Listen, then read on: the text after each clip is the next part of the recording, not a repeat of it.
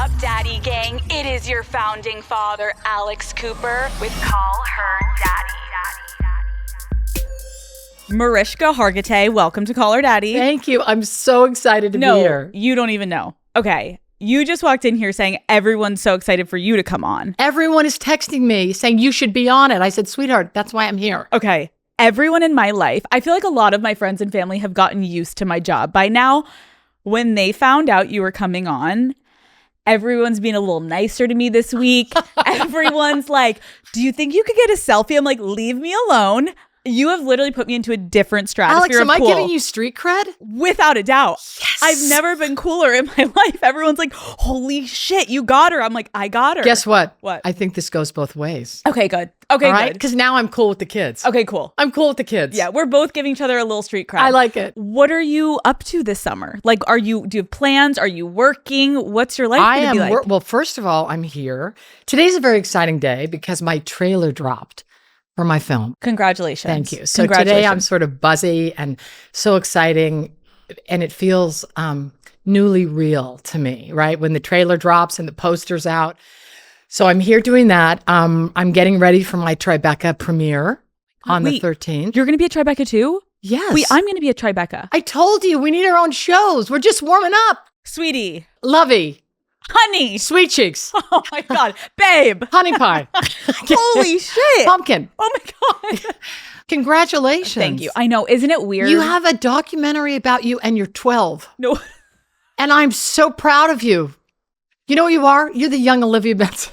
You are so badass.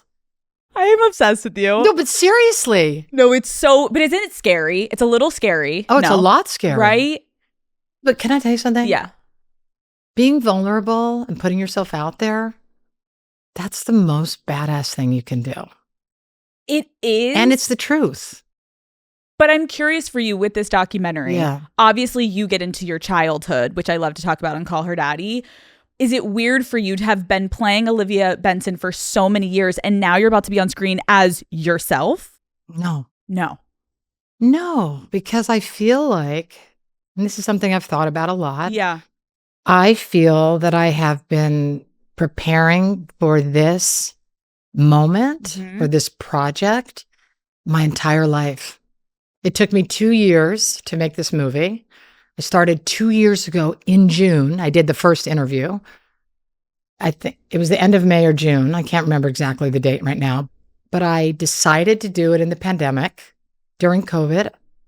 And once I decided, it was off to the races. And so for me, I mean, it's such a loaded question, right? Because yes, I play Olivia Benson on TV and I ask people to come forward to tell their stories.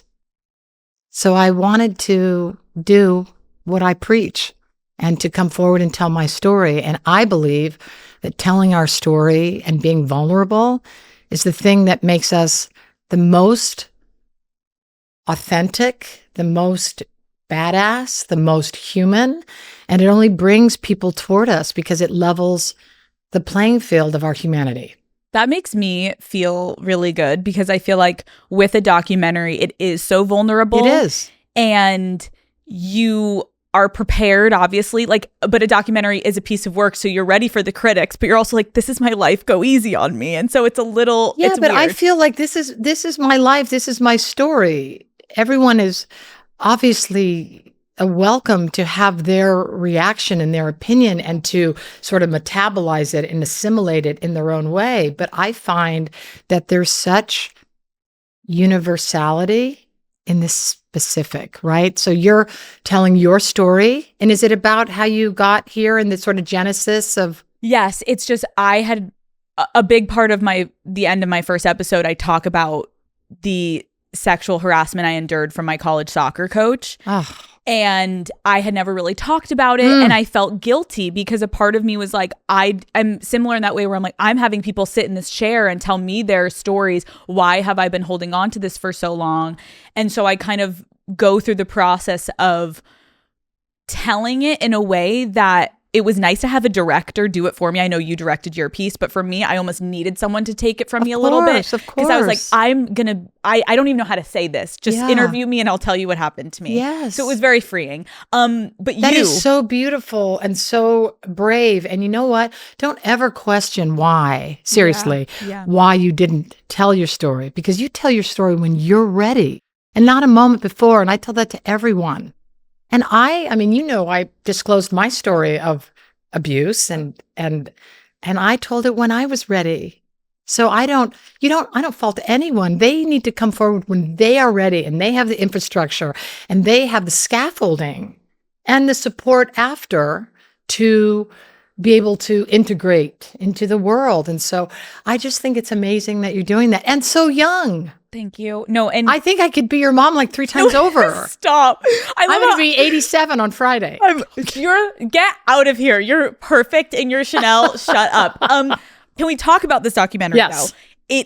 It really focuses obviously on your mom, who you lost when you were 3. Yes. What was it like revisiting this time in your life? It was so many things, and I allowed it to be so many things. And, it was like a archaeological dig for me. It was like the ultimate detective work, right? And I didn't know what I was going to find, but it was such a beautiful journey, a painful journey, a bumpy ride. It was all of the above. It was so many things. Okay, I'm wondering though, you're 3 years old when you lose your mom. Did you have any memories at all of her? I have a couple of memories that I don't know if they're memories or they're photographs or they're something that I wish happened or a fragment of a memory. And I don't know, but it's been a life of trying to, of longing for her and trying to, reconstruct connection, which was so painful for me. I say in the movie, losing my mother felt like having a hole in your heart. That's what it felt like to me. And so it's been a life of navigating that and trying to figure out how to do it. So this movie, being ready to make this movie and go on this, expedition and go on this journey of finding her has been one of, besides my husband and children and SVU, has been one of the most rewarding, profound experiences of my life. And because there was so much archival footage on my mom, it was the gift that just kept on giving. It kept on giving. It was magnificent. When you just said that, though, it made me think, I feel like a lot of people, we have these memories from childhood that either come back up or are so specific, and then you do start to, as you get older, be like, did that fucking happen? Like, what? Exactly. And do you have any advice for people going through that? Like, have you just leaned in and accepted that maybe they're not real, maybe they are, but they're what I remember, so I'm going to live in them? Or is it unsettling to not know if it's real? It's not unsettling. And I think that was part of the journey of making the film, is that I missed my mother. What's true about memories doesn't really matter. What matters is I missed her and I love her and we are forever connected.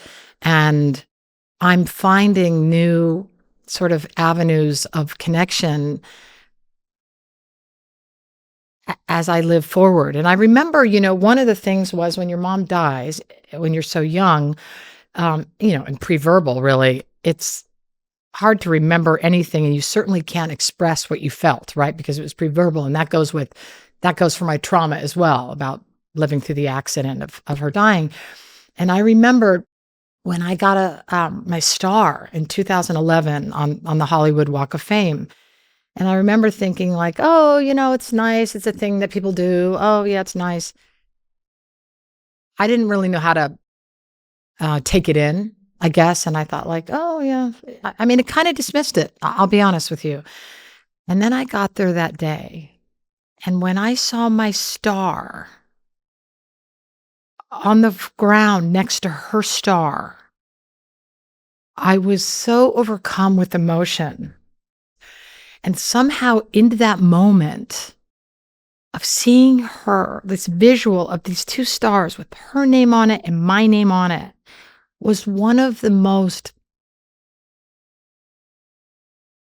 emotionally connected moments that I've ever had with her. And I tell you this, it took me by surprise to be connected with her and the stars, because it was on such a primal level, and it was in my cells. It was in my cellular DNA. And I was so surprised by it, but I just took it as a gift. So there's been these moments, and during the making of this film and on this journey, I've had so many moments where I got to see our similarity, or what I came from and what I admire and revere and respect, are the things about her that I'm in awe of, and the things about her that are so similar to how I am. So in that way, it has been this gift. It's beautiful. It's so magnificent. And it's beautiful too, because anyone that's lost a parent or a loved one or whoever, like, there's such pain when you think about it. But the more you're universal pain. Yes. Right. And the more you're able to slowly allow yourself to be open to those moments where you're looking at the star and then you feel connected to your mom, or you're going through this archival footage. That's exactly what you said is the truth, is allowing ourselves to be open. That is so exactly right. And this kind of like broke me open. Yeah. Right. Because it was a struggle for me. And there were things and decisions and choices that my mother made that were so painful for me, or I didn't understand. I was like, why would you do that? Or I think you could have done it a different way. And maybe me not understanding and grokking the time, the 50s, all that stuff. Yeah. And now the making of this film has reframed all of that for me.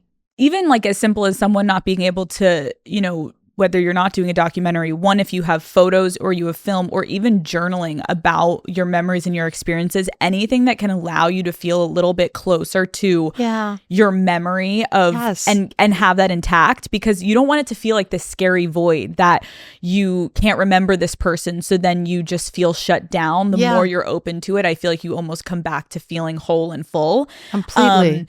Your dad, your mom, after she passes, you're raised by your dad, Mickey. And my stepmother. Yes. Can you talk to me about your relationship with him growing up? Like, what was it like? Amazing. He was everything to me. He was my mentor, my inspiration. I revered him. I modeled myself after him.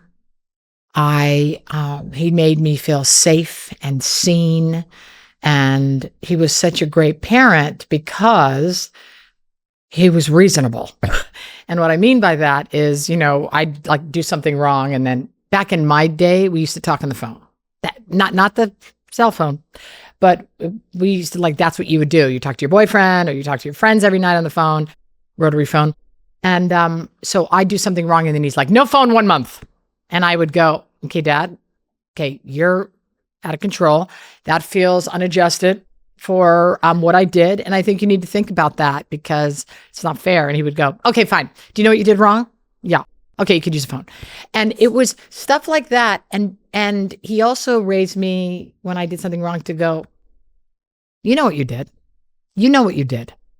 And then not punish me. And then I had to sit with it.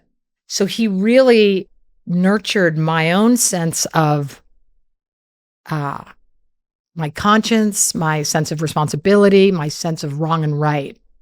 And he was just so true blue. He showed up to every one of my athletic events. I was a swimmer in high school and did cross country. And when I was, middle school, volleyball and cheerleading and, all the activities, whatever I did. And he was so supportive. And it was like I was his life. Meanwhile, working his ass off and providing for our family and teaching me gymnastics. And the fact that his mentality was that of a champion athlete. He, was a speed skater. He played soccer. He came to America and wanted to be a weightlifter and a bodybuilder. And they said, how old are you? He said, I'm 26. They said, you're too old to do that. And he said, you're too old. And then he went on to become Mr. Universe.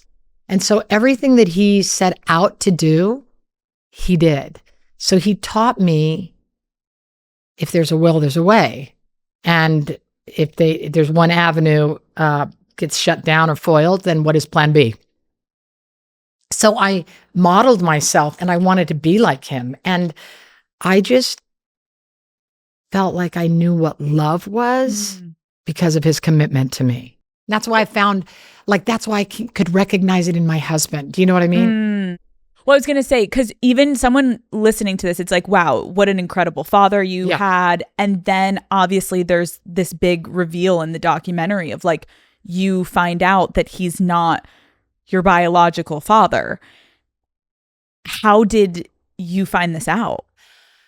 Oh my gosh, it was so rough. So I had been invited to this guy named Sabin Gray's house, and he was head of the Jayne Mansfield fan club. And he was this lovely guy and, just obsessed with Jayne and loved her so much and was a huge collector of, memorabilia and movie posters and anything related to her. So he invited me to his house once, and I went over there. And then he walked me around, and, it was a little overwhelming for me because there were life-size cutouts, and it was truly like a museum or a shrine to her. And that was hard for me at that age to sort of understand. I was like, and just for anyone that doesn't know about your mom and can you explain what her background was when you're talking about this? Oh, so my mom was just in case. Oh yes, no, please. So my mom was an actress and sort of a iconic sex symbol in the 50s, like Marilyn Monroe. So she was one of the most photographed women ever. And a big, movie star and, legendary, really. And so I went to his house, and again, I'm seeing all this stuff that I had never seen, and kind of grew up away from all of that and didn't have a very sort of Hollywood childhood. My dad was a builder. My stepmother was a flight attendant. So we traveled a lot and just had a really normal, I would say, life. And so I went to his house, and then he's showing me around. He's showing me all these photos. He's showing me, whatever it is, dresses that she had that he'd collected, earrings that she wore, things from movies, from the movie set, props or whatever. And then he says to me, do you want to see a picture of Nelson?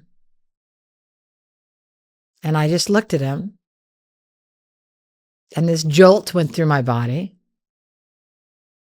And I said, who's Nelson?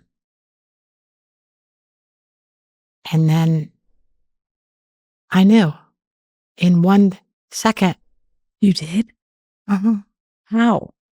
I don't know. I think my whole life, all the just millions of millimoments. I don't even know if that's a word.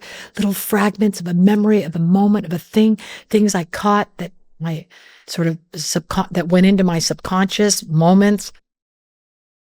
And then I said, who's Nelson? And then he,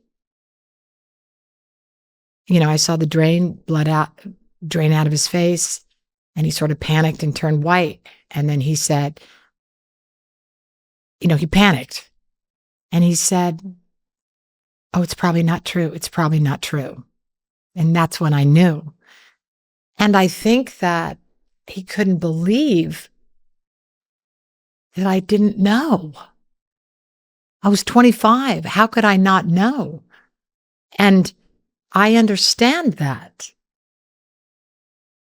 And then he said, it's not true. I'm sure it's not true. And then he showed me his picture. And you're like, it's true. On a cellular level, it was just like a DNA talking to DNA. Right. And I knew it was true. And I just really thought my life was over. I mean, I remember leaving and driving to my brother's house, and I thought I was going to crash my car because I was so not present. I was totally like dissociated and out of my body. And I got to my brother's house. I didn't even know how I got there, but I knew that I shouldn't be driving. Yeah, it was crazy. 25 years thinking you know your story and your narrative, and your mom also, you're trying to process like not having your mom, and you're at this man's house and you're seeing like, oh my God, everyone was obsessed with my mom and loved my mom and I don't get to have her. And then it's like you're hit in the face again. It's like, oh, by the way, Mickey, one thing I did have, the one thing that I was rooted in, the one thing that was my constant was no longer mine. And my identity it was just smashed. It was like it broke into, it's like I had 1,000 pellets of hard truth going, my brothers aren't my brothers, my Hungarians, I'm not Hungarian, I'm not related to all my family that I grew up with in Hungary. What about this? What about this? I'm not related to my sister who's my dad's first daughter. I'm not related to, oh my gosh, all the times when, I spent so much time as a kid in Italy. And every time I was there, and you can see I'm a big gesticulator and I talk with my hands. I get in trouble on SVU because they're like, Mariska, sit on your hands. And I just can't. It's just like a cellular genetic thing. But my whole childhood, everyone asked me if I was Italian. My entire childhood. And it was like that, being barraged by, it was just like a million missiles of these mini micro moments going, get it. And you're not allowed to, you can't talk to your mom. So when you obviously at some point go to Mickey, do you immediately go to him? I did. I went to my brother's house first and asked him if he knew. And he said he didn't. And I'm very, very, very, very close with my brother. And he didn't. So then that was also confusing. And then I went up to my dad's house and I was, hysterically crying and in a state. And how about this metaphor? My dad was physically building me a house. So I drive up to the house that he is building me and confront him. And he was like, what? What are you talking about? Are you crazy? That's so not true. He kept saying, you look like my father. You look exactly like my father. You're a Hargitay to the end. And, the irony is that I'm more like my dad than anyone in our whole family. Like I am Mickey, mini Mickey, right? And so it was just a very extraordinarily painful moment. And I always liken it. I say that this is the moment that I became an adult. And it's so visceral for me because I was in so much pain. I was so overwhelmed. And I was in the, me, oh my gosh, my life is over. And then looking at this man who's been nothing but loving to me and nothing but this amazing father to me. And I saw his pain. And I said, it doesn't matter what I feel. I love him. And we're done here. We're done here. And so I said, okay, thank you for telling me. And I pretended that I believed him. And we never spoke of it again. And then he used to say, even before he died, remember when you thought that crazy thing? And I go, I know, wasn't that nuts? Stop. Yeah. Oh, when you just went with it because you're like. I went with it and then I felt like I became the parent in a way. Yeah.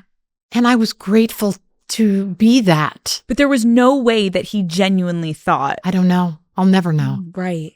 I think that he integrated it in this is my new reality. He made a choice. And that was his new truth. And whether it's true or not emotionally, it was his truth. And I'll tell you something. I understand it because I have 2 adopted kids and they are no different than my biological son. No different. And so to me, I go, I get it. It didn't matter. It doesn't matter.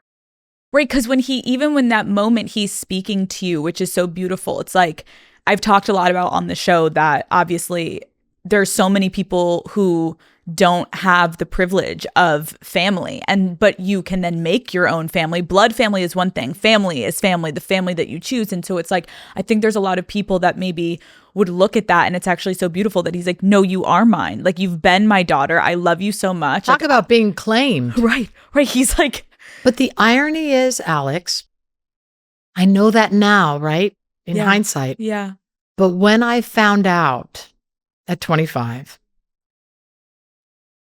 that was where the injury was, is why wasn't I claimed? He must have known. He didn't care. He didn't care. He didn't love me. I wasn't worth it. I was nothing to him. He knew. He had to know that I was his daughter. Nelson, I'm talking about. And I wasn't worth it. I wasn't valuable enough. And that's what I lived with, is that I wasn't enough. My mother left me. And when you're a kid, listen, mother is everything we know. Mother is everything until, at least you're 3, right? It's your survival. And so having that feeling of my mother left me, and then again, my father abandoned me, was so hard to integrate or make sense out of. And the irony, this is the irony, is that I lived with these. I mean, they were my truths and they were real to me at the time, but I go back now and I go, I was claimed like nobody's business. And that's why I think I love so hard and can love so hard, because I was so loved. Time also just gives you such different perspective, and you can never fault yourself when you're younger for the reactions you have, because that's who you are in that moment, and that's all you're capable of seeing. Trying to figure it out. Yes. So and with limited information. Exactly. And that's why it's hard, because young people, and when I say young people, I'm talking about myself, I didn't have the whole picture. So you think, when people say to you, feelings aren't facts. And I remember when people would say that to me, and I would go, but yes, they are, because that's what happened. And I would argue it, and I did not understand. I could not comprehend what that meant, that feelings aren't facts. I was like, this is my facts. These are my reality. And now, this is what wisdom is. This is what age is. This is what perspective is. And I'm so grateful for this life to grow into the miracle of my story, and having this comprehensive understanding and getting the full perspective. And now seeing that I had such a limited, a teeny, teeny, teeny sliver of the truth. Call Her Daddy is brought to you by Uber Eats. Okay, Daddy Gang, we all know Uber Eats has the best selection of local restaurants, but did you know they also eat when it comes to a whole range of delivery services? Now, that might be a lot to take in, so let me break it down for you. Uber Eats isn't just for poolside poke bowls or late night pizza on the patio. When you can't make it to the store, you can get just about anything you need delivered straight to your door with Uber Eats. Right now, you could be checking off your whole shopping list, okay? I am so excited to have friends over for summer on pool days. And you know what the last thing I want to do is, when the UV is a 10 outside, go to the grocery store, okay? That's not on my to-do list, okay? I love that on Uber Eats, I can get tequila for the margaritas, I can get meat for the barbecue, and sunscreen when I realize that my tan is unfortunately turning into a burn, okay? And when it gets too hot in LA to be running outside doing errands, I'm just like, oh, I need to be inside. I love that I can sit in my sweats on my couch in the freezing air conditioning and get everything I need delivered without ever having to step outside. Okay, the goal is to never leave my house. So get grocery, alcohol, and everyday essentials in addition to the restaurant food you love. So in other words, get almost anything with Uber Eats. Order now. For alcohol, you must be legal drinking age. Please enjoy responsibly. Product availability varies by region. See app for details. Can we talk about your career? Did you always want to be an actress? So, no. When I was young, as I said, we traveled a lot. I spent a lot of time in Italy, a lot of time in Hungary, a lot of time in Colorado and Dallas, Texas to visit my grandmother. I spent a lot of time, my parents, would take us around the world, and I was very privileged in terms of traveling, and I loved it, and I still love it. And so I loved connecting with different cultures and languages, and took French in high school. And I was like, I think I want to be either a translator or like a French diplomat, but something where I could bring people together. And my favorite teacher, who was a nun named Sister Margaret, pulled me aside and said, Mariska, because I used to get in trouble for talking all the time. I'm sure you know that one. All the time. And she said, I think that you should try out for a play. And I was like, what? She said, you're an extrovert, and I wonder if you would like to try acting. I went, and I never had thought about it. As a matter of fact, I was like, no, I don't want to do that. It's not. And then I tried out for the play, and it was a comedy, and I had the best time. And it was a crazy French farce. So I got to be nuts, which was very comfortable for me. And I always thought that my career would be in comedy, by the way. I mean, I started in comedy. You're funny. I know. No one knows that except you. Okay. You walked in here and understandably, I didn't know what to expect because it's like dun dun and I'm ready. And then you walk in. Like Olivia Benson. Right, you're like, girl. I'm like, oh shit. I love you. It's different. It's so funny. I know. I got cast. You know what's funny? I always get cast as cops. I'm like, what is the deal? I'm a comedian. But anyway, not a comedian, not a real comedian. I'll take that back. I have serious respect for real comedians. Yeah. Believe me. But in another life, you're a comedian. Yeah, in another life. Okay. But anyway, the point is, so then I had so much fun. And then my senior year, I tried out for the lead in the play, which was a drama. And I got it and fell in love. And I was like, this is the end of it. And then I applied to USC and UCLA, and I decided to be a theater major. And that was the end of it. How long into you going for auditions did you get SVU? My 20s was really hard. And then I did a couple of guest star things, but then it dried up for me. And I just went to acting class. And then it was when I turned 30 that I started working in a consistent way. I mean, even that is such just a nice thing to hear, because I feel like obviously people are going to watch this and be like, oh, you have the best fucking life. Like, no. Look at you. You're so successful. Let me tell you something. My 20s were not cute. Okay. Not only were they not cute work-wise, but I found out this when I was 20, which, by the way, I think that also really took me apart. So I didn't work, I worked in my early 20s, and then I don't remember working so much 25 to 30. It was a dark time for me. And I really wasn't confident. I had an identity crisis, which I like telling people that I'm not.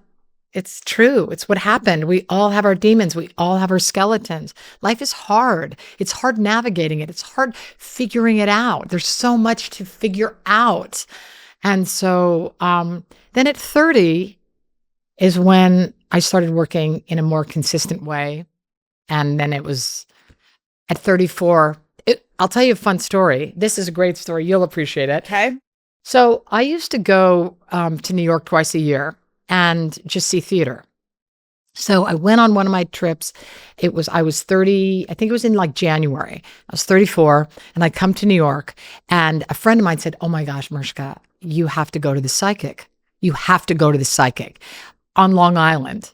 I didn't even know where Long Island was. I mean, I was, I don't know. Of course you're going to Long Island. I'm like, I go to Long Island. So I drive out to this guy's house on Long Island, and he gives me a psychic reading. And because my mom was famous, I always was like, you are just probably going to Google me and, from Jay Mansfield's daughter, and then come up with some bullshit. Of course. So I sit down with this guy, and we're talking. He says some things. And then he says to me, and I was listening to him, and I'm like this. And he goes, I swear to God, he says, you see that face? I have this on a recording. You see that face right now? I said, yeah. He goes, you're going to be famous for that face, that serious face. And I said, no, I am I'm funny I'm and funny. I'm pretty. Deadly combination. I'm going to be a comedian, I say. And he says, this is my favorite thing I think anyone's ever said to me. He goes like this, I don't give a rat's ass what you think. You're going to be famous for that face. And then he says to me, and you're moving to New York. And I said, no, I have this gorgeous house my father built. I was living in a house with like 32 roommates because I had this house and it had 5 rooms, obviously couldn't afford it. So I rented out rooms. So I'm like actually living out an episode of Friends, not an episode, but the whole season because I had so many roommates. And I was like, I live in LA. This is my town. I have my roommates. I have my house. What am I going to do with my house? Swear to God, 6 months later, I got SVU. I swear this is true on my children. This happened. He said, I don't give a rat's ass. First of all, how great is rat's ass? No, it's in everything. There's no better expression. I'm taking it all in because I'm also just like, this fucking psychic in Long Island. I'm like, holy shit. He also said that there was going to be an issue with the cocktail ring. And then there was. I'm not going to get into that story. Okay, wait. But I just want you to know that this happened. This is good stuff. I need to write a book and put it in. You heard it here, people.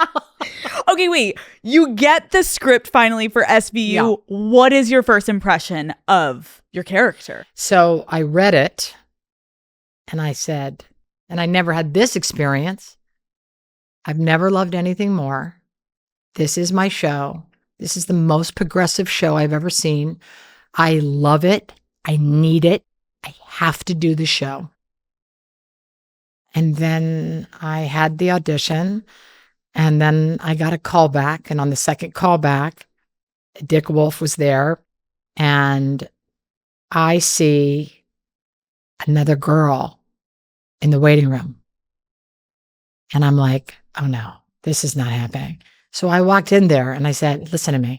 I didn't know that Dick Wolf was like the king of television. And I go, I don't know who that is out there, but let me tell you something. This is my part. And he's like, oh, is it? And I said, yeah. So you tell her to go home. So I do my audition, and then he gives me notes. He gave me notes. And then I go, those are good notes. Thank you. And he's like, oh, are they?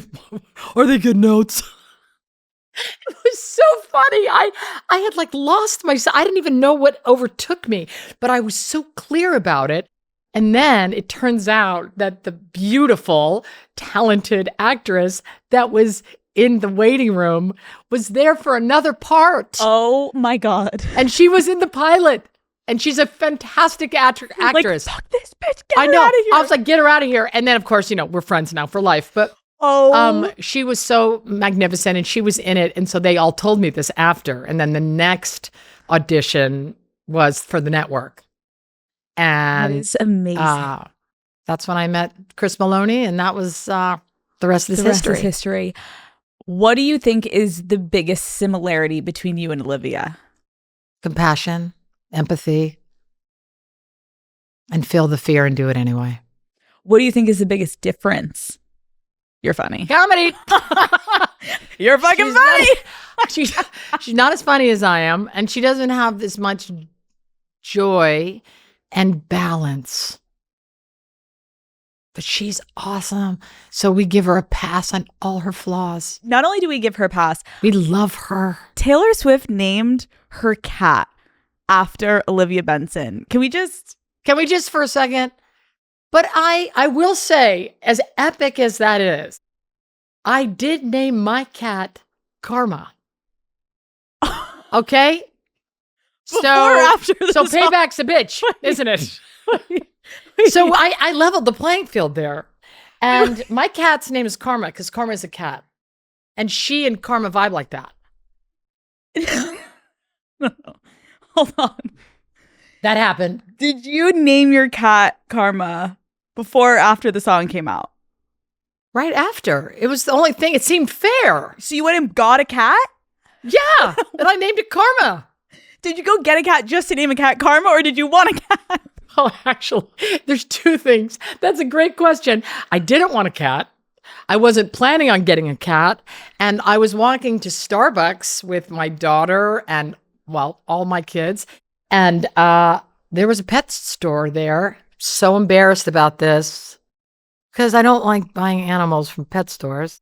And I really don't, because my dog is a rescue and I'm all about a rescue. Yeah. However, and parents understand this, there are moments as a parent when your kids lose their shit. They lost their shit. And then my husband, who is the kind of guy that would go, we're not buying a cat. We're not, guys, no, we're not buying a cat. And then I said, Peter, just get in here for 1 second. And we're in the little room, like, you know, they have little sections in the pet store. And then Peter gets in with the cat. And Peter's like, he picks the cat. No. And then the kids are like, we want this one. And Peter goes, no, we're getting this one. And it was so hilarious. And then Peter picked the cat. So I guess Peter and Karma vibed like that. I don't know what I'm saying. So we went home with the cat, the kitty, the cutest little kitty, who now we call it Kitties. That's your cat voice? Kitties! No. Kitties! I can't believe. And you know what? The sad part is the cat ignores me. The cat is so bitchy. If I didn't have my dog, I'd be the most insecure person on the planet. Because I come home and our dog, right? She goes crazy. She jumps on Peter. She's like she can't come down for half hour. She loves us so much. She can't see straight. Like I have to send her to the shrink when we're gone because she's so upset if the whole 5 of us are not together. And I come home, my cat's like, what? Karma's like, I don't give. She walks by me and goes, whatever. How was your trip? Okay. That's how so. she's so bitchy. But I love her. And the whole hard to get thing, I play it right back. You love it. Yeah, I love it. Okay, you don't strike me, well, maybe, as a music video girly. Oh, I'm so music video. You are so. Let me tell you something. I did a music video before Tay-Tay. What did you do? Sweetheart, I did Ronnie Millsap, She Loves My Car. Okay? What? Because I was on a car in a bathing suit throwing a beach ball. What? Oh, yes. Guys, Someone pull this this up. video is going to make Hold on, a huge comeback. Hold on.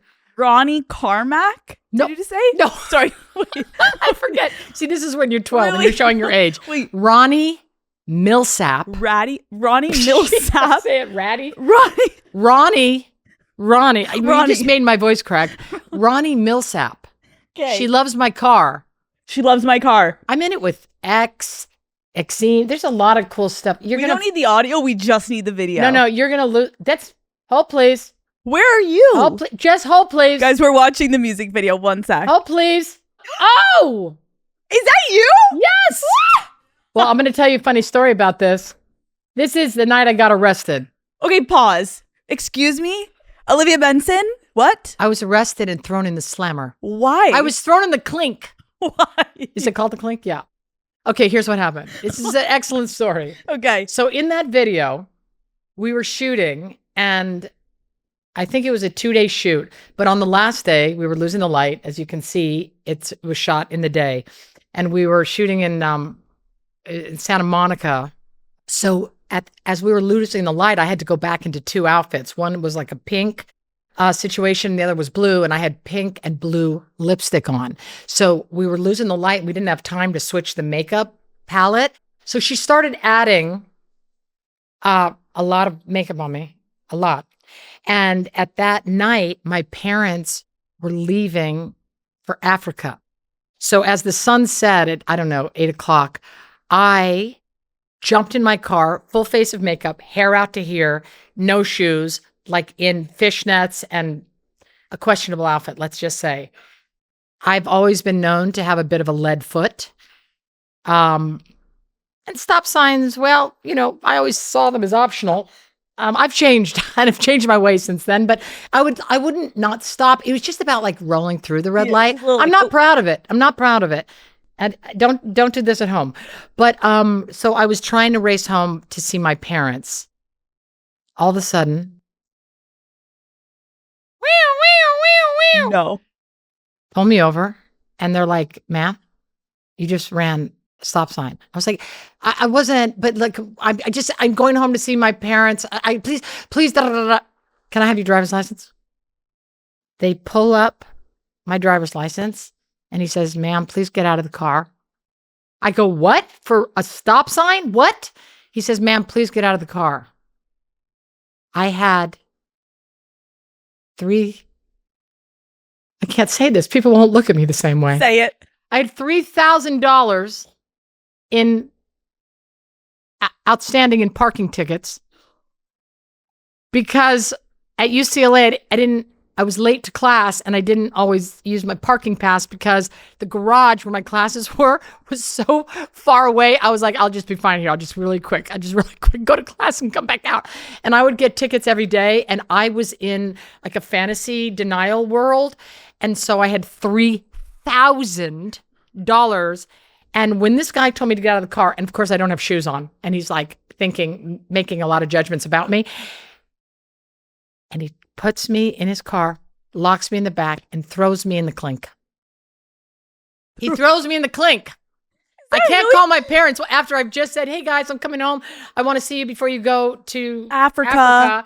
And so I was like, hey, the shoot has gone over. I don't know that we can. So I called. Also, I'm a girl that never, not anymore, but during my 20s, I never have cash. I never had cash on me. Never. That night, I had $160 in 20s, and I think bail was like 180. I was 120 short of making bail. Oh. They threw me in the slammer. The clink. The clink. Is that what they really call it? It's so good. They threw me in the clink, and I'm standing there, and everyone's like, what are you in for? And I asked everybody what they were in for. Are you not supposed to do that? I don't know, but I make friends with everyone. Okay. And then they all gave me phone numbers when I got out because at the time a friend came and picked me up. And I got everyone's phone number and they said, will you call this person? Will you call this person? So I had 4 phone numbers when I left and I was calling going, hey, just want to let you know your friend is in the Santa Monica jailhouse. And it was so funny. People were like, what are you in for? And I was like, I got a speeding ticket. But the point is, it was an You got experience. arrested I got after your first music video. Yep. Thank God that didn't happen after Bad Blood. Oh, can you imagine? Can you imagine after Bad Blood? If they threw me in the clink again and I said, sweetheart, I've been here before. You can't scare me. That is... I just realized that. That is so funny. So... Okay, so you are a music video girl. Yeah. Would you ever do another one again? If Tay-Tay asked me, I'm standing by for Taylor. I only do Taylor Swift videos now. I hit the big time. I've hit the big time. The fact that you can say that is such a flex. Like, I only do Taylor Swift. I only do Taylor Swift videos. Okay, you need to give me a little behind the scenes of the music video with her. Like, give us anything. You know the world is all Swifties. It was so fun. Oh, it's the best music video. It's the best music video. And I think I'd already gone to the music the video awards. Look, I can't even think of what it's called. What's it called? The music awards? Yeah. When I got to go with the squad. No, it was after, right? After we made the video. Oh, that's cool. Yeah. That was the most fun. When being in the squad with all the cool girls Feeling and so supermodels and all of it. It was like the most fun ever. It was just so great. And she was just warm and smart and kind and such a boss lady. And it was so amazing. Because what year was that? And I learned so much from her. That's what I love about her is she's so young, but she shows us so in such beautiful ways how to be fearless and a boss lady. I literally was trying to fall asleep last night and I turned on the Eras tour to like put me to bed. And then I watched the entire thing and I was up till 3 a.m. That's right. My daughter watches the same thing. We have it on a repeat. It's the best. Call Her Daddy is brought to you by Shopify. I am one of those people who just wants to curl up and be cozy all winter, but the second summer weather starts to hit, I'm ready to grind, okay?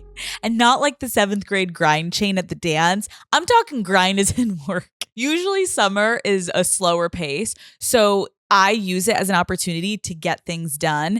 If you have a side hustle that you have been dreaming about, summer is the perfect time to get started, Daddy Gang. And Shopify, the commerce platform behind the big brands that you know and love, is the best place to start and grow your business with tools like Shopify Magic and your own AI assistant. Yeah, you heard that right. You can easily set up an online store and start selling your products in no time.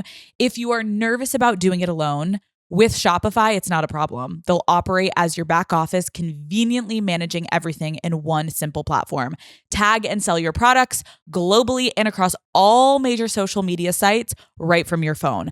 I know how easy Shopify makes it to build and create your own online store.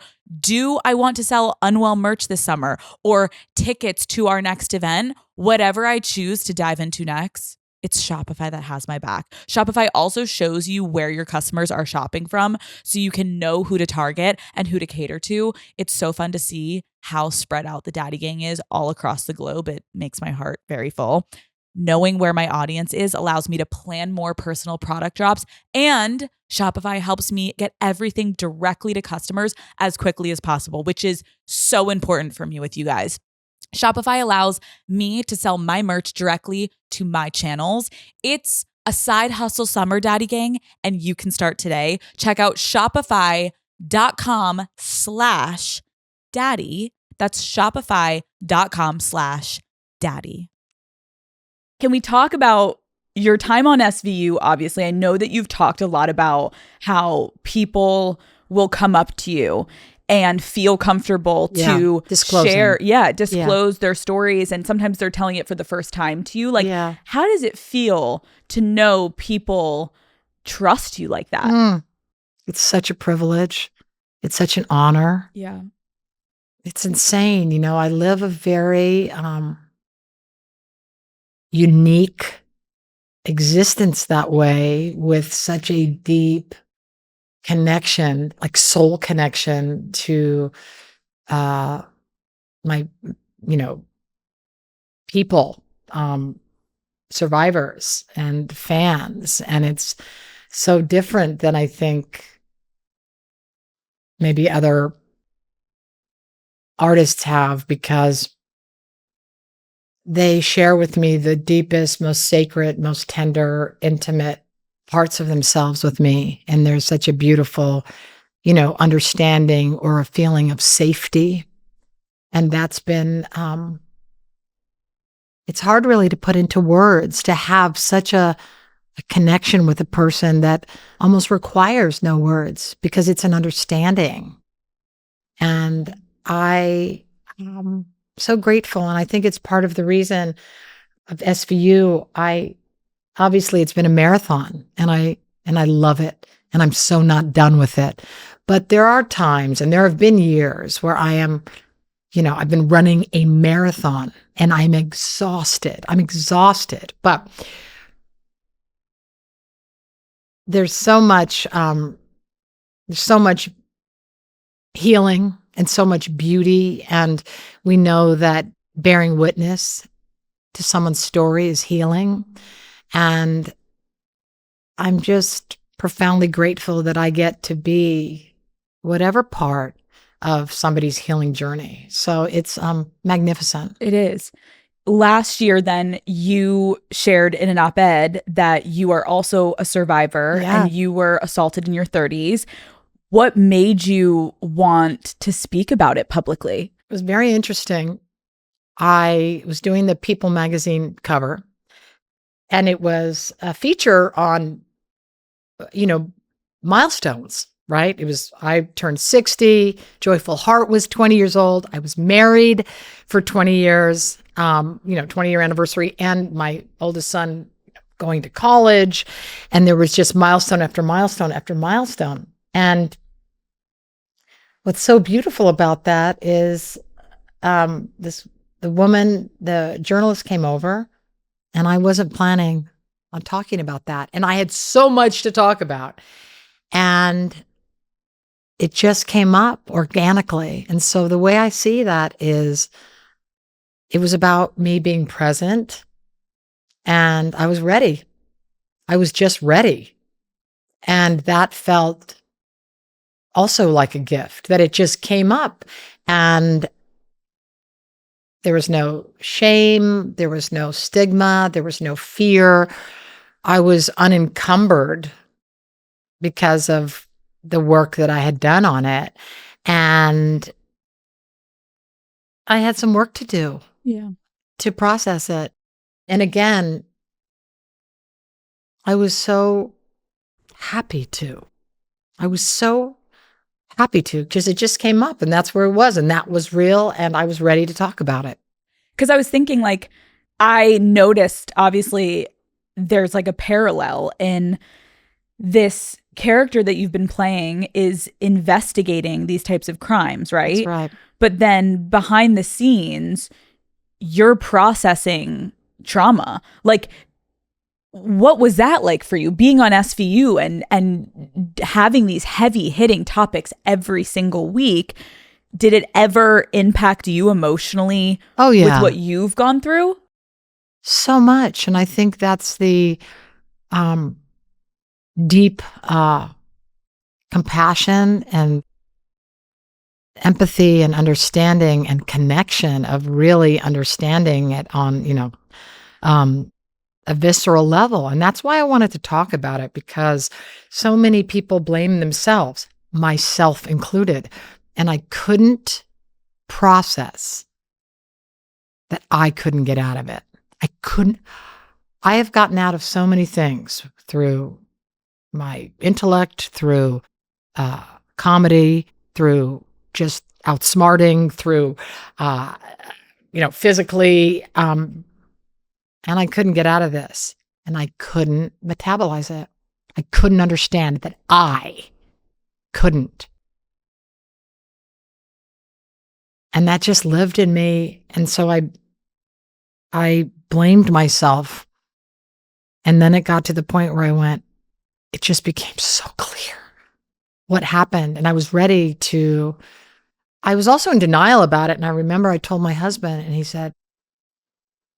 he looked at me like, Mariska, you said that you were never sexually assaulted. You were. He said that.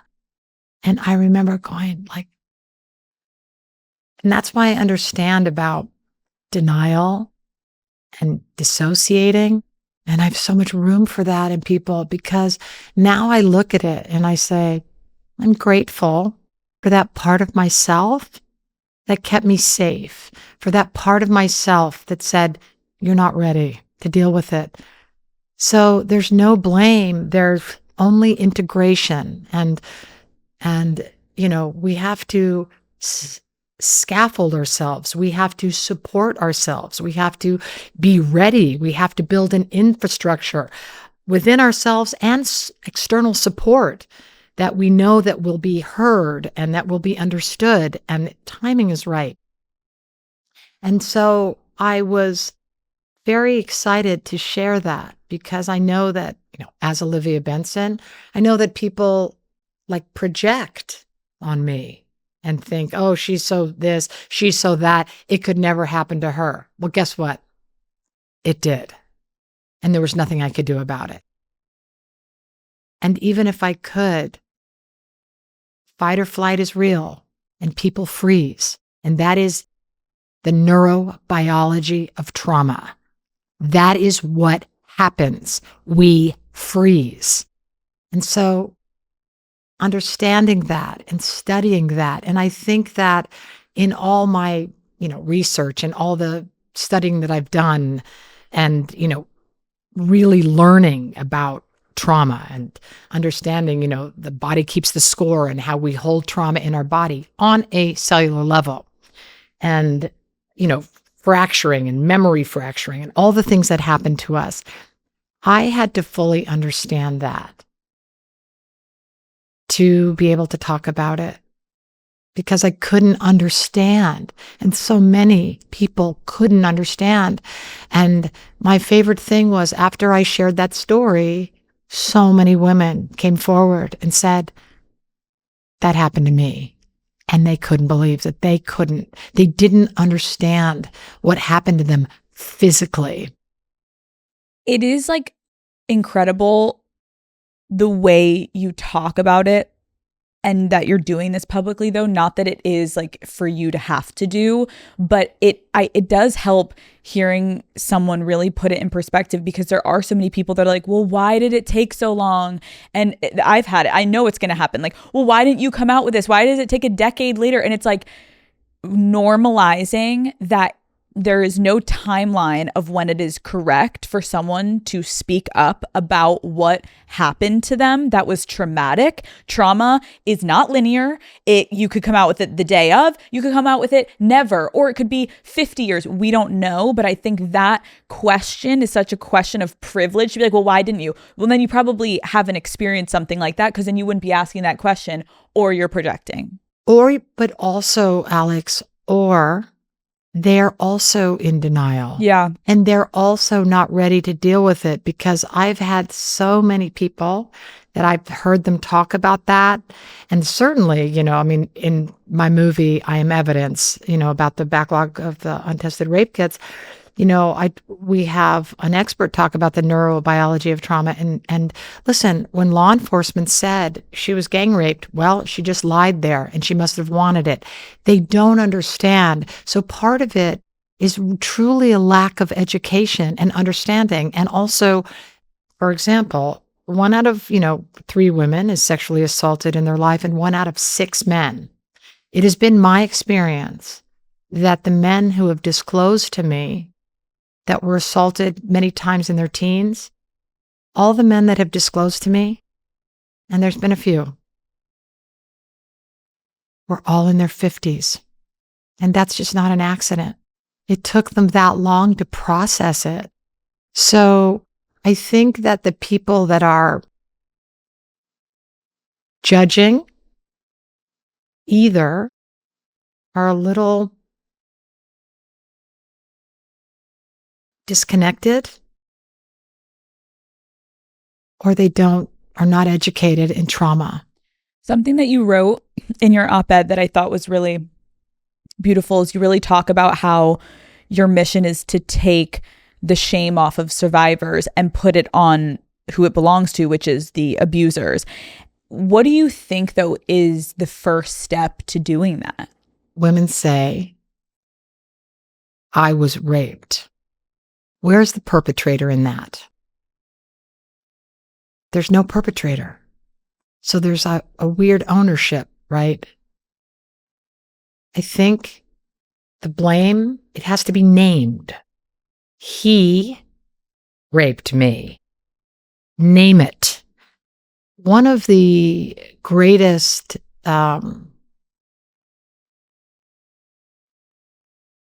pieces of advice that I've ever received, and I'll tell you 2. Well, there's 3. One is slowing down everything. The second is noticing things. Just notice it. Don't need to change it, but notice it. And the third is naming things, right? We push through our emotions to not feel because it's too painful.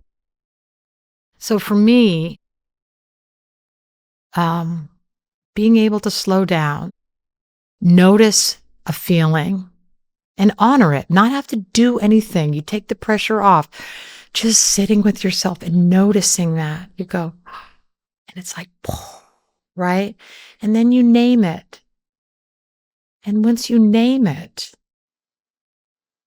things get put in the right piles. So for me, this person raped me. I was not raped. He raped me. There was nothing I could do about it. And I have clarity about what happened. And I don't blame myself at all. I survived it. My unconscious and myself and my whole being did what I had to do to survive. And if that was going into denial about it, then so be it. I'm grateful for the part of me that said, we're not ready to deal with this. And you'll be ready when you're ready. Now, what did I do? I started a foundation for victims of sexual assault and domestic violence. So I did something about it. And I did something great about it. And I talked about it. And I dealt with mine when I was ready. And I'm grateful for that. And I have patience for that. And I have empathy for the part of myself that wasn't ready to deal with it. So that's what I feel like. I don't have judgment. I look at it, I say, when you're ready, when people can't deal with it, when they judge, when they blame, when they go, you go, okay, I understand. That's about them. And you don't take that on. What you're doing is brave. It's powerful. You understand the power of healing. You know, I talked to so many people since you invited me to come be on this show, and people have a very emotional connection with you. And that's what I found so moving, right? Because you're so funny and you talked about, you know, fun stuff and comedy and frivolous things and silly things, and you go in. Yeah. And you do it all. I had somebody say to me last week, I said, what do you like about it? I wanted to understand. And they said, I grew up in a house where nobody talked about sex. I grew up in a house where it was I didn't know anything. I learned she's like my sister. And that made me, I was like, oh my God, I love her. But you know what I mean? But what you do, we're similar, I think, in a way. Yeah. I really do. And I feel a weird connection to you because I do too. You give people permission. You talk about things where people don't. What do I tell people in this field? Talk about it. Talk about it. Go to your dinner table and say, I want to talk about it. Talk to your sons, talk to boys, talk to your friends. People didn't talk about it, and now they do. And guess what? Everyone goes, me too. Immediately. It's like conversation is such power, and it makes me happy to hear that because it's power. It is. And it's like people are just looking to feel connected because we're so isolated. Are looking for community. You give that. I give that. We give that. Connection is everything. It makes us feel less isolated, less ashamed, less alone. Those were the things when people wrote to me. Those were the things in the letters that I got when people started disclosing their stories of abuse. I'm ashamed and I'm alone. I'm alone. They're so isolated. They didn't know to tell people. And as soon as you tell people, everyone says, I have a story, I have this, I have that. That's how we change the culture. That is what's so exciting. And I'm so happy. I don't know, it's not appropriate, but I'm so proud of you for what you did. I'm so proud of you for what you built and what you made and your fearlessness and your badassery. I feel the same exact way with you. I think like when you meet women who are trying to do their best, it's like we're just sharing our experiences. Yeah. And yes, it's uncomfortable, but I've always said if me being vulnerable online can help anyone at home sitting in their room be like, oh my God, Alex, me too, then I did my job today. You did your job today. And that's why I said people are like, oh, do you feel vulnerable? And I go, yeah, I feel really vulnerable. But guess what? When people are vulnerable to me, you know what it makes me want to do? Hug them. Yes. Hug them. And get vulnerable again. And get vulnerable again and tell them everything. You go, oh my God, me too. And then you have a connection with somebody that you may have out of fear or insecurity, you may have projected on them, and then you don't even see them. Truly. And they could be awesome and your bestie. Right. And then you have a connection forever. Because if somebody goes, I don't know that girl, then you go, you know what? Do you know her story? She's been through a lot. Right. And then you get curious. So much. You get curious about somebody. And even I say that to my daughter. It's one of my favorite things.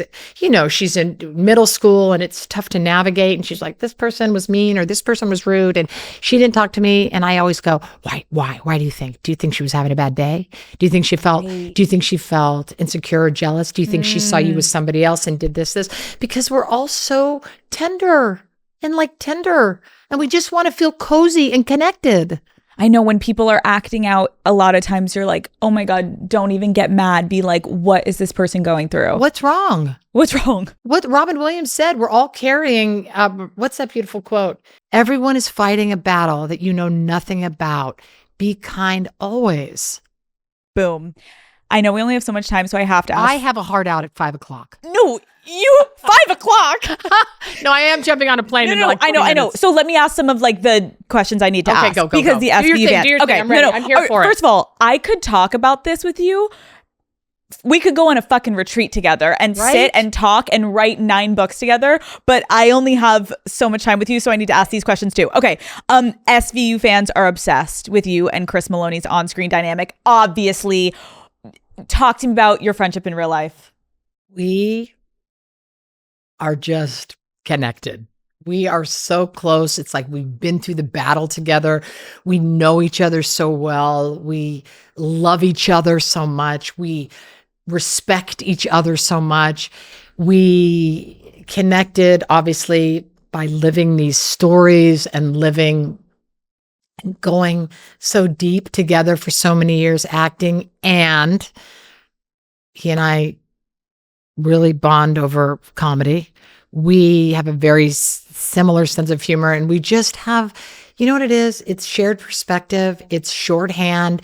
We are so comfortable with each other. We deeply trust each other. We know, like, whatever he needs, I will always be there for him. And that's mutual. And we have grown together. We've known each other 27 years. When he left the show, I felt like obviously the entire world was just devastated. Like, how did you handle that? Did you know? Had you guys talked about it? Like, what was, and how did like it affect the cast and everything? I was devastated. No, it happened very quickly, and it was surprising. It was over a negotiation, and I tried everything I could to fix it and change it.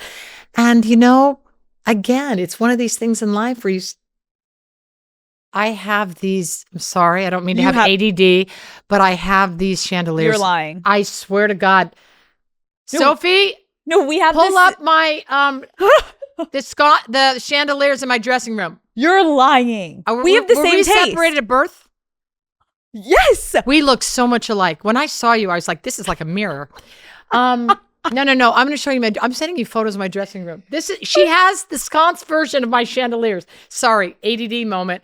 Come back. What'd you ask me? Oh, contract. He left. You were sad. He left. I Okay. was devastated. And it was awesome. He was ready to go. He went on and did all these other great shows, great work.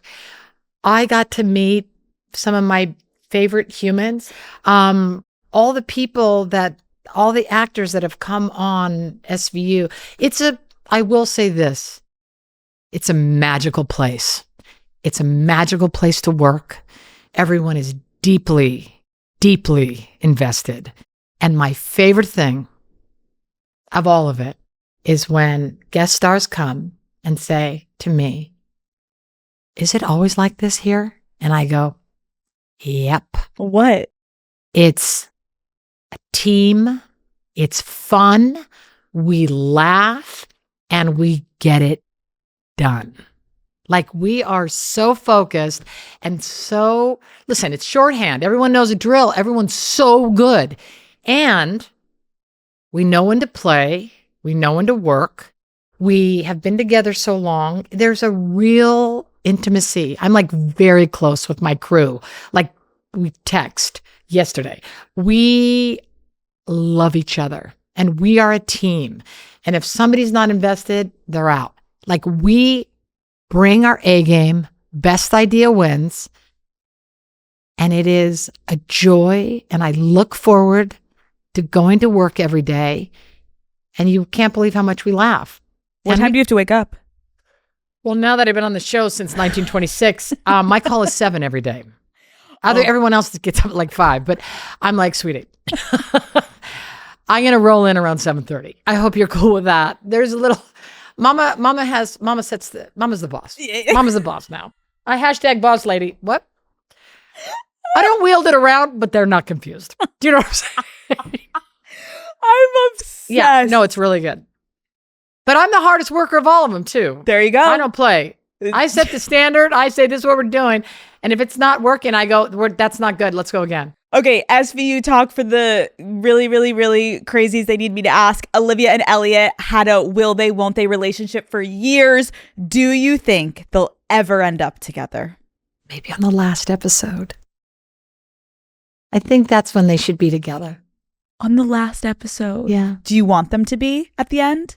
If it's right. We'll see when we get there.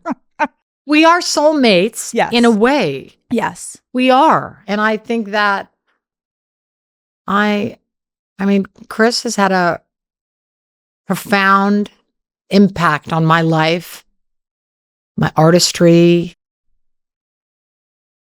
I think we've had a big impact on each other. And so Olivia and Elliot are. But let's see where the story takes us, you know? In our hectic, fast-paced lives, we could use some slowing down. Haagen-Dazs is made to be savored and enjoyed slowly. Introducing new Haagen-Dazs Belgian waffle cones, a completely new experience that's worth slowing down for. Daddy Gang, you've never had cones like this before, okay? They'll take crunch to a whole new level. Each crispy waffle cone is filled with the velvety smooth ice cream that Haagen-Dazs is known and loved for. Then it's finished with delicious toppings and a decadent bite of sauce waiting for you at the bottom of the cone, okay? Haagen-Dazs Belgian waffle cones come in 4 delicious flavors: vanilla salted caramel, summer berry, triple chocolate fudge, and toasted almond fudge. Boom. Sign me up. You guys know that I have the most hectic days at the office. So when I get home, I love to grab a little treat, toss my phone away, and take a minute to myself. These cones are a must-have in my freezer. I'm obsessed with the summer berry flavor. It's fruity and it's sweet. And seriously, it always hits the spot. It's the perfect way to end a long, stressful day. Ice cream just always hits the spot for me, and these Haagen-Dazs cones are truly the perfect treat. Savor your moment of slow with new Haagen-Dazs Belgian waffle cones available at retailers nationwide. Okay, quick rapid fire. Who has been your favorite guest star to work with? Are you fucking kidding me? There's so many good ones for different reasons. Name a couple, quick. Oh, Jesus.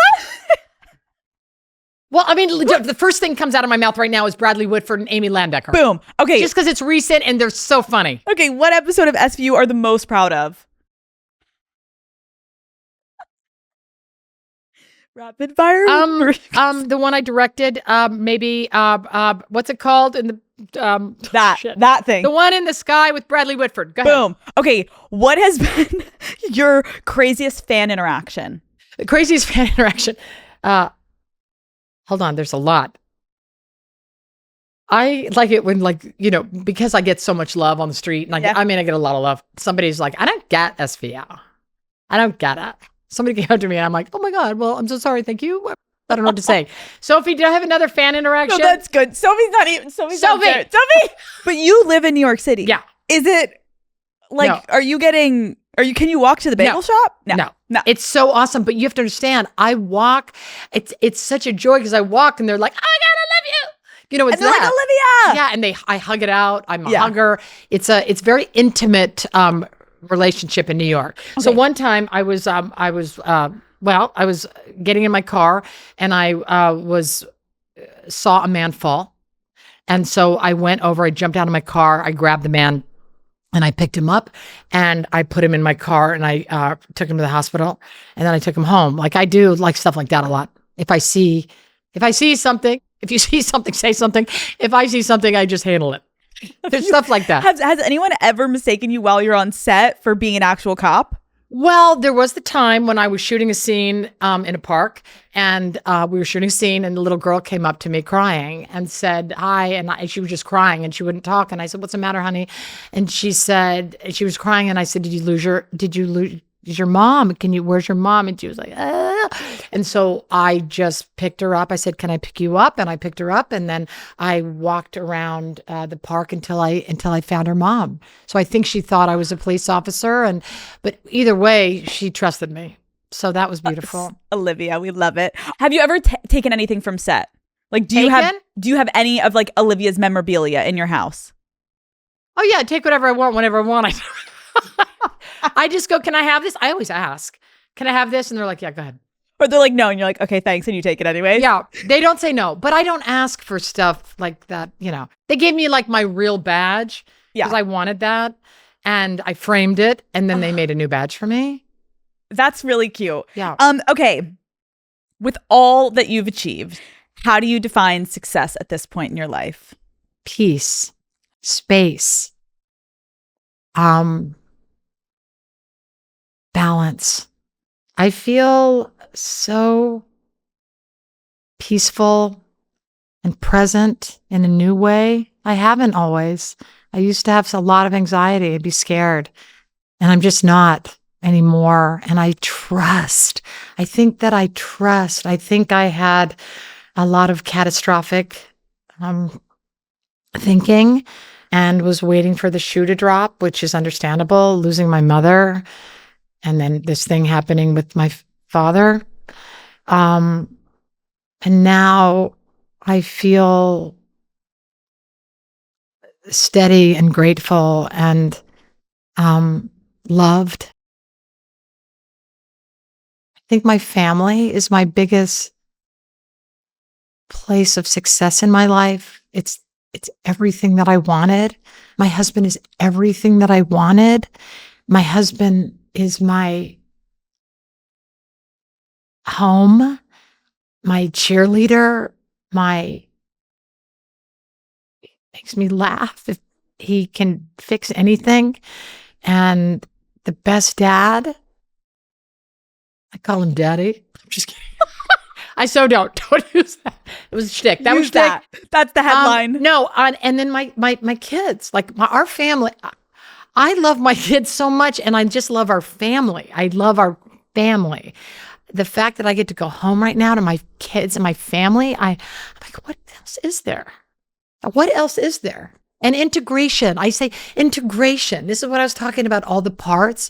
I feel success because I'm integration. Everything's in balance. There's no like highs and lows. I'm like, oh, yes, okay, the movie is great. But I'm just settled being with you and being present and connecting. I just feel settled and hopeful. And now I go back to SVU and I'm like, oh, I wonder what I'll do. I'm not as fearful. You know? I think that's incredible advice. Like even thinking back to the beginning of this episode when you were talking about, your 20s, you were like, that was the worst era of my life. And I know I have a lot of women in their 20s listening. Yeah. And I think it's so beautiful to hear from you how they should feel so hopeful that it's going to get better. You're going to know yourself more. You're going to grow into yourself more. You're going to learn how to heal your traumas. You're going to learn how to love yourself more. It's all coming. Be patient and be gentle with yourself and know that there's parts of you at work and they're all trying to figure it out and they're all parts that want your attention. Mm-hmm. So be gentle and listen to that inner voice.